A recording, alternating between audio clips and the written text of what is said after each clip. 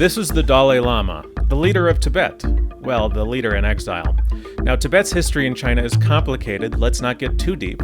In the 1950s, China got an agreement with the young Dalai Lama. Then they used this agreement to take control, including destroying the Tibetans' native places of worship and religious objects. They then began instituting new policies on the Tibetans. Tibetans revolted. Tens of thousands of Tibetans, including the Dalai Lama, fled to India. The revolt had failed. Now the Dalai Lama campaigns around the world, talking about a number of issues, but as you can imagine, a big issue for him is Tibet. Many ethnically Han Chinese are being sent to Tibet in large numbers with government-created infrastructure and incentives. China isn't just enforcing laws on them from a top-down dictatorship. If you start flooding Chinese into the area in large enough numbers, you can really put the squeeze on the Tibetan people, because the pressure is also coming from the Tibetans' neighbors who live around them. Chinese neighbors the Tibetans might not want, but now they're stuck with. And the Dalai Lama is going around the world and asking for help. He wants Tibet to be Tibetan again. He wants a Tibetan government not appointed by Chinese dictate. He might not be a fan of Tibetan language being almost entirely replaced with Mandarin Chinese in schools. He wants his people back. He views the land of Tibet as the rightful land of the Tibetans. In his mind, the Tibetan land is there to enrich and sustain the Tibetan people. It's there for the unborn Tibetan children and their future. It's not that he doesn't want the Chinese people there to have land. The Chinese people that flooded into Tibet, he doesn't hate them. He wants them to have their own land in the rest of China.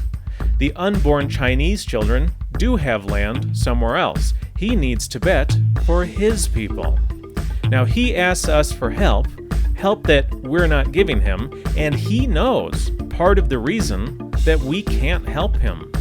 I'll tell you that reason in a second, but what do you think of his request for help? Is that unreasonable? Do you think that it's okay that he wants the land of Tibet for his own people? Think about it. If Tibet becomes Chinese, Tibetans will only be able to live there as long as the Chinese don't decide that they dislike the Tibetans, because after all, the Chinese will be in control. If they ever get chased out, they'll have to try and find a new place that will allow them to live there.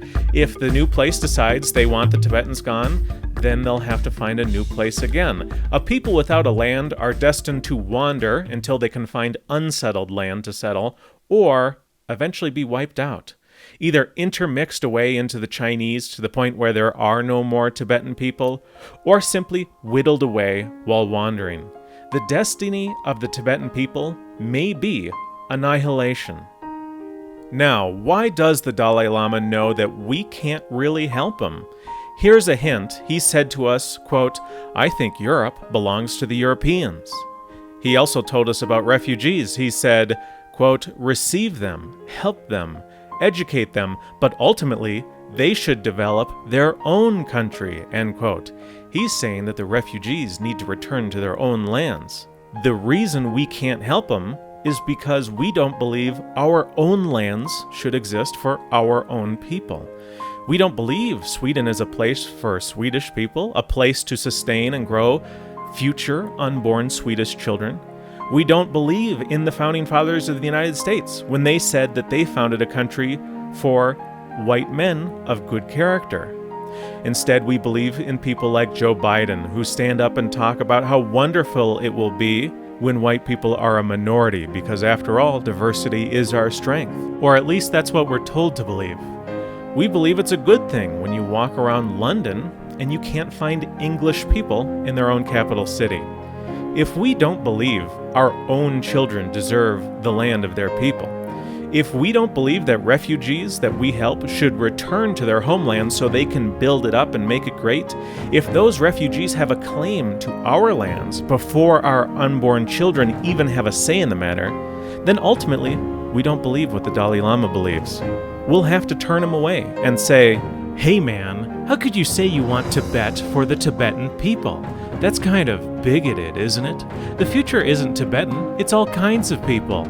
Those Han Chinese moving into Tibet are diversity, and diversity is your strength."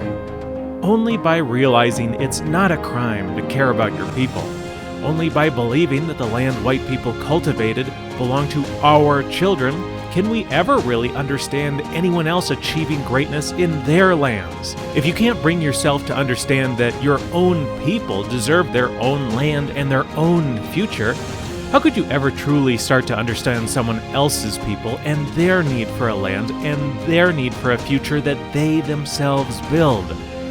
Things will get worse until you start to see the fact that other whites are your brothers and sisters. Until then, it's white racial suicide, and our children are the voiceless victims.